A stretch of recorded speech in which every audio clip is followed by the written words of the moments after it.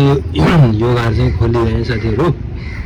यसमा चाहिँ मेरो आधा जग्गाहरू यहाँ दिने क्रममा चाहिँ रानी च्यापेर मरेर यहाँ अर्को रानी निस्किएको थियो होइन।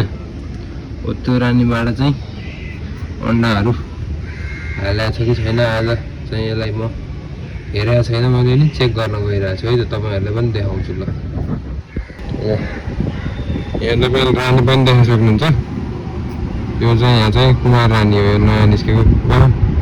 साइज त कस्तो राम्रो हो, मिठो साइज छ। अन्डा पनि पारेको रहेछ पुरै, देख्नु सक्नुहुन्छ तपाईँले। अन्डाहरू प्रशस्त मात्रामा छ होइन, देख्नुभयो नि अहिले त मजाले। ल यही हो गाइस, एकदम राम्रो तरिकाले पारिरहेको रहेछ।